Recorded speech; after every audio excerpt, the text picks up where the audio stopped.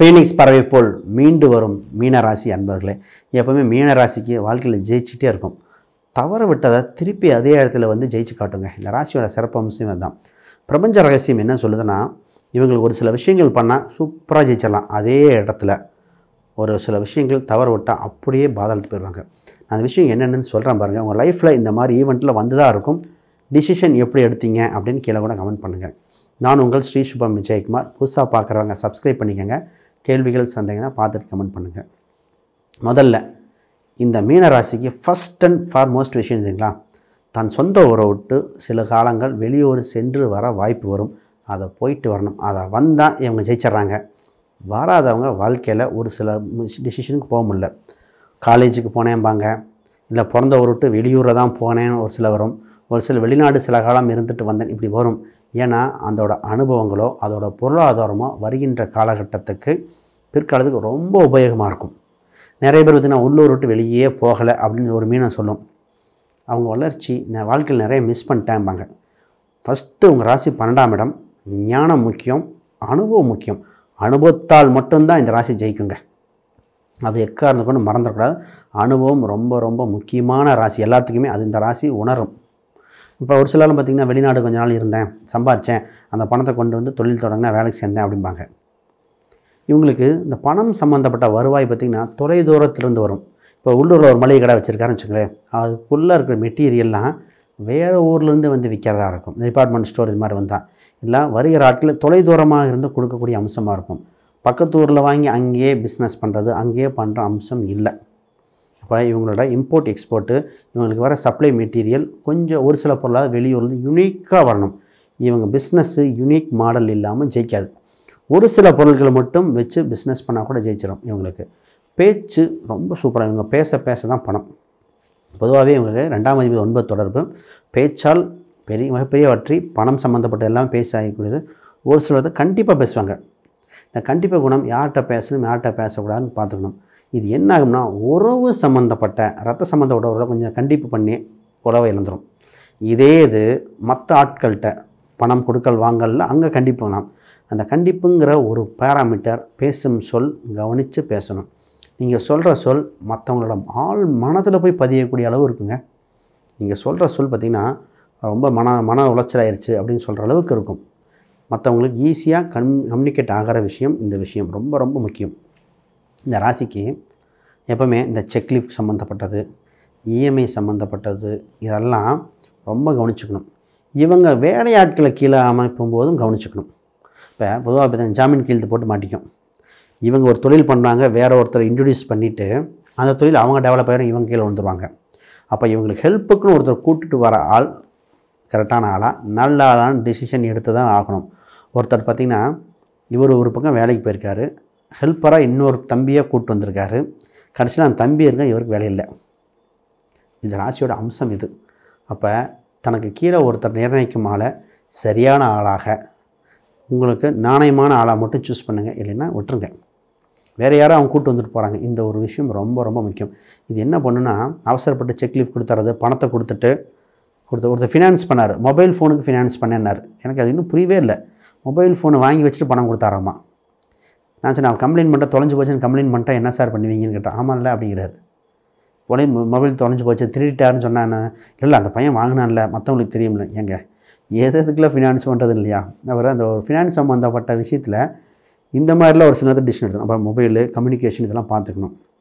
எப்போவுமே இவங்களுக்கு இந்த கொஞ்சம் சிக்கன மனநிலைமை இருக்கும். பணம் சம்மந்தப்பட்ட சிக்கன மனநிலைமை வந்தாலும் வளர்ச்சி பாய்ச்சிடும். இதே மீனராசி ரொம்ப லேவிஷாக செலவு பண்ணுவாங்க. அந்த கரெக்டான பாயிண்ட்டு அமைஞ்சது ஒரு சிலர் தாங்க. இவ்வளோ தான் செலவு, இவ்வளோ தான் அந்த கால்குலேட்டிவாக பண்ணுறது. ரொம்ப கஞ்சத்தனம் பட்டும் சொந்தத்தை உறவை இழந்துடும். ரொம்ப செலவு பண்ணும் கெட்ட பேர் வாங்கிக்கும். அந்த பேலன்ஸ் பாயிண்ட்டை பிடிக்க சில காலம் ஆகும். நல்லா கவனிங்க. 40 to 45 வயதில் ஒரு வாழ்க்கையில் ஒரு மாற்றம் சந்திக்காத மீனராசியே இல்லை. பொருளாதார ரீதியாக, சொத்து ரீதியாக, வீடு ரீதியாக இந்த இடத்துல கரெக்டாக பயன்படுத்திட்டா வாழ்க்கையில் ஜெயிச்சது. இல்லைன்னா அப்படியே கீழே வந்து கரெக்டாக 40-45. நிறைய பேர் பார்த்திங்கன்னா, ஆமாங்க வெளிநாட்டில் இருந்தேன், வேலையை விட்டுட்டு இங்கே வந்துட்டேன், இங்கே வந்து கஷ்டப்படுறேன், அவ்வளோ டிரான்சாக்ஷன் நடந்ததுங்க பிஸ்னஸில், கடைசியில் சின்ன ஒரு பிஸ்னஸ் டீலிங் பண்ணேன், அப்படியே லாஸ் ஆயிடுச்சு. கடைசி 5 வருஷம் ஒன்றுமே இல்லை. அதுக்கு இப்போ கேட்டால் கோவிட்னு ஒரு காரணம். கோவிட்டில் வந்து மிஸ் ஆகிடுச்சு, அது ஒரு காரணம். ஏன்னா அவங்க இப்போ கோவிட்டில் அதுக்கப்புறம் டெவலப் பண்ணவங்க பல பேர் இருப்பாங்க. இவங்களுக்கு ஒரு காரணம், கோவிட் வந்தது, கொடுக்கல் வாங்கல் சரியில்லை, அந்த மாதிரி நாணயம் இல்லை, அப்படி மாறிடும். அப்போ இந்த 40 வயசுக்கு மேலே குடும்ப உறவுகளுக்காக ஒரு சில டிசிஷன் தொழில் ரீதியாக வருமான ரீதியாக எடுப்பீங்க. அது ரொம்ப கவனிச்சிடுங்க. இல்லை ஒரு ஜாதகமோ ஜோசியம் இது மாதிரி பார்த்து இல்லை எக்ஸ்பர்டைஸ் கேட்டுடுங்க.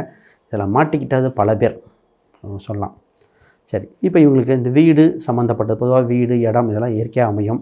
பல சொத்து வாங்கிட்டு அது பக்கத்தில் இன்னொரு சொத்து வாங்குகிற அம்சம்னு இருக்கும். ஒரு சொத்து ஒரே சொத்து வாங்கணும். இவங்க தான் பார்த்தீங்கன்னா 2 ஃப்ளாட் வாங்குங்க. வாங்கும் போதே ஃபார் எக்ஸாம்பிள் 22ஆம் நம்பர் ஃப்ளாட் 23ஆம் நம்பர் ஃப்ளாட் 2 ஃப்ளாட்டாக வாங்கினேன். ஒன்று இவங்க வாங்கிடுவாங்க, இல்லை சொந்தத்துக்கு கொண்டு வந்துடுவாங்க. என் ஃப்ளாட்டு பக்கத்தில் எங்கள் சொந்தக்காரன் தான் வாங்கியிருக்காங்க, எங்கள் அண்ணன் வாங்கினார், நான் வாங்கினேன். ஆக மொத்தம் ரத்த சம்பந்தத்துக்குள்ளே 2 ஃப்ளாட் இருக்கும். இவங்க வாங்காமல் இதாக இருக்கும். எங்கள் வீடுங்க பக்கத்து வீடு எங்கள் அண்ணன் வீடு, எங்கள் வீடுங்க பக்கத்து வீட்டில் தான் எங்கள் அக்கா இருக்காங்க. ஆக மொத்தம் இவங்க சொந்த பந்தங்கள்லாம் பக்கத்துலேயே வச்சுக்கும். இந்த மீனம் அந்த இடத்துல அமையும். ஒரு சில நாடு வெளிநாடு போயிட்டு வந்தவங்க சொந்த பந்த ஊரில் இருக்கலாம். வெளிநாடே போகாத அதே ஊரில் இருந்தால் டெவலப் ஆகலைன்னு சொன்னேன் இல்லையா. இவங்க தற்காலிகமாக ஒரு சில கோயில் குளத்துக்கோ போய் தான் நிவர்த்தி பண்ணணும். இவங்களுக்கு சரி, வேலைக்கு போகிறவங்கள பற்றி பேசுவோம். வேலைக்கு போகிறவங்க பார்த்திங்கன்னா வேலைக்கு போகிற இடத்துல உயர் பதவி கிடைக்கும், அங்கீகாரம் கிடைக்கும். நீங்கள் தான் லீடர்ஷிப்பு, சூப்பர்வைசர் அந்த மாதிரி ஹையஸ்ட் போஸ்டிங் ஈஸியாக கிடைச்சிடும். அதை மெயின்டைன் பண்ணி வாங்கிறதுக்குள்ளே படாதபடப்பட்டுறீங்க. ஆரம்பத்தில் கற்றுக்க வேண்டி வந்துடும் இந்த ராசிக்கு எப்பவுமே. ஏன்னா இந்த ராசி போன உடனே பெரிய பதவி போஸ்டிங் கிடச்சிரும், ஃபுல் ரெஸ்பான்சிபிலிட்டி கொடுத்துரும். நாணயமாக இருக்கிற மீன ராசி எல்லாம் பெரிய பெரிய போஸ்டிங் போயிடுது. இவங்களுக்கு என்னென்னா செய்யும் தொழிலில் கரெக்டாக செஞ்சாங்கன்னா, இந்த கவர்மெண்ட் வேலை செஞ்சால் குவார்ட்டர்ஸ் ஃப்ரீன்னு சொல்கிற மாதிரி வேலை செய்கிற இடத்துல தங்க கொடுப்பாங்க, வேலை செய்கிறது உணவு, இன்டர்நெட், இந்த மாதிரி பல விஷயங்கள் கிடைக்கிறது இந்த மீனராசிக்கு. நிறைய ராசிக்காரங்க அப்போ வேலைக்கு போனால் ஆஃபர் கிடைக்கும். நிறைய பேர் பார்த்திங்கன்னா, ஒருத்தர் சொன்னேன் வேலை செய்கிற இடத்துல இது மாதிரி, சார் எனக்கு வீடெல்லாம் கிடைக்கல ஆனால் வண்டி கொடுத்தாங்க அப்படின்னார். அப்போ அவருக்கு அவங்க வச்சுருக்க பைக்கை நீயே பயன்படுத்திக்க, உன் பேரில் மாற்றிக்கன்னு சொல்லிட்டு ஒரு பைக்கை கொடுத்தாராம்மா. பாருங்களேன். அப்போ அந்த காலத்தில் இந்த பஜாஜ் அந்த கான்செப்டில் ஒரு பைக் கொடுத்தாருன்னு சொன்னார். அது இன்னும் வச்சுருக்கேன்னார். அப்போ அவங்க வேலை செய்கிற இடத்துல நாணயமாகவும் செய்யும் நாணயத்தினாலாக ஏதோ ஒரு சொத்து அமையுதுங்க. அது உங்களுக்கு பயனுள்ளதாக இருக்கும். சரி, திருமணத்தை பற்றி பேசுவோம். இந்த ராசி திருமணம் சம்மந்தப்பட்டதில் இது கொஞ்சம் சொல்கிறதுக்கு கவனிக்கணும். திருமணம் சம்மந்தப்பட்டதில் கல்யாணத்துக்கு பின் கணவன் ஒரு பக்கம் மனைவி ஒரு பக்கம் சில காலங்கள் இருக்க வேண்டியதை வச்சிருது. கொஞ்சம் பிரிஞ்சிருந்தோம், எவ்வளோ லவ் மேரேஜே பண்ணால் கூட தொழில் ரீதியாகவோ வருமான ரீதியாகவோ குடும்ப சூழ்நிலைகள், ஒரு சிலர் என்ன சொன்னால் என் குழந்தை இங்கே படிக்குது, இந்த காலேஜில் இருக்குது, சாப்பாடு ஒத்துக்கலை, என் மனைவி எங்கே இருக்கா அப்படின்னு சொல்கிறாங்க. ஒரு சிறு பிரிவு வருதுங்க. இந்த சிரிப்பு சுப பிரிவாக மாற்றிக்கணும். இது புரிதல் உண்டு, இது இயற்கையாகவே அமையுது. இந்த பிரிதல் புரியக்கூடாது அது இதுன்னு பண்ணிங்கன்னா ஒன்று உறவை பாதிக்குது, இல்லை குழந்தைகளோட எஜுகேஷனோ பொருளாதாரத்தையும் பாதிக்குது. இந்த இதை கொஞ்சம் பார்த்து தான் பண்ணணும். எப்போவுமே இவங்களுக்கு இன்னொரு விஷயம் இருக்குது. இந்த ஃபிக்ஸட் டெபாசிட் போட்டுட்டு அந்த பாண்டை மறந்துடும். இதே இன்சூரன்ஸ் போட்டு அந்த நோட்டீஸ் எடுக்க மறந்துடும். இவங்களுக்கு என்ன அந்த டெபாசிட் பண்ணது, ஃபிக்ஸட் டெபாசிட் பண்ணது, அந்த டாக்குமெண்டேஷன், பேங்க் டிரான்சாக்ஷன் இது சம்மந்தப்பட்டதை டாக்குமெண்ட்டாக கரெக்டாக வச்சுக்காது. முக்கியமான நேரத்தில் அந்த ஆதார், பேன் இதெல்லாம் இல்லை, அது எங்கே வச்சேன்னு தெரியலம்போம். இதே இந்த ஃபோனை கொண்டு போய் இங்கே மறந்து வச்சுட்டு வந்துடும். இந்த பாத்ரூமில் வச்சுட்டு வந்து பர்ஸை மறந்துட்டு வச்சுட்டு வந்து அப்புறம் திருப்பி போய் எடுத்துகிட்டு வரும். ஆக மொத்தம் இந்த டிரான்சாக்ஷனில் ரொம்ப ரொம்ப கவனமாக இருக்கணும். நிறைய பேத்துக்கு மிஸ் ஆயிடுது. ரைட். தந்தை மகன் பண டிரான்சாக்ஷன் உண்டு. தந்தை மக உறவுகள் நீடிக்கும். கருத்து வேறுபாடும் உண்டு, உறவும் நீடிக்கக்கூடிய அம்சம் உண்டு. பிஸ்னஸ் பண்ணுற யோகம் பொதுவாகவே இருக்குங்க. பிஸ்னஸ் பார்த்திங்கன்னா பொதுவாகவே மனநிலைமை உண்டு. நேர்மையாக இருக்கிற மீனம் ஜெயிச்சிருது. நேர்மையாக கரெக்டாக பேரலாக போக போக ஜெயிச்சிருது. என்ன பணம் கொடுக்கல் வாங்கலில் தான் எப்போவுமே ஒரு ரூல்ஸை ஃபார்ம் பண்ணிட்டு போகணும். சரி, இவங்களுக்கு லாபம் சிறுக தான் சம்பாதிக்க முடியும். இந்த ராசி பொதுவாகவே இந்த ராசிக்கு ஒருத்தர் சொல்லுவாங்க, ஒரே கிளைண்ட்டு 5000 சம்பாதிக்கிறதுக்கும் இவங்க 5 கிளைண்ட்டு 1000 சம்பாதிக்கிறவங்கள 5 கிளைண்ட்டு சம்பாதிக்க முடியும்.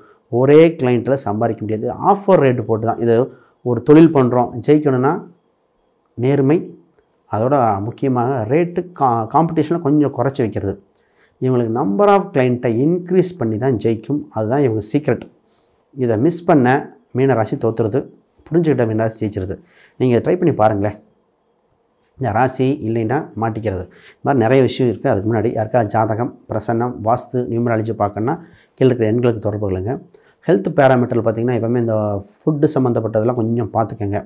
வெளியே சாப்பிட்றது இந்த மாதிரிலாம் கொஞ்சம் பார்த்துக்கணும். உணவு பழக்க வழக்கத்துலேயோ ஏதோ ஒரு லைஃப்பில் ஒரு அடிக்ஷன் வரும் இந்த ராசிக்கு. குறிப்பிட்ட ஸ்டேஜில் ஒரு ஆணாக இருந்தாலும் பெண்ணாக இருந்தாலும் அந்த அடிக்ஷன்லேருந்து வெளியே வருவது முக்கியம். இந்த அடிக்ஷன் உடலையும் மனதையும் கெடுக்கும். எல்லா மீனரத்துக்கும் சொல்லலை, மெஜாரிட்டி வந்திருக்கு. ஒரு சில ஹேபிட்லேருந்து மீண்டு வந்தாங்க. நிறைய பேர் ஸ்மோக்கிங் விட்டு வெளியே வந்ததெல்லாம் நிறையா பார்த்து கேட்டிங்கன்னா மீண்டு வந்ததெல்லாம் மீனமாக தான் இருக்கும்.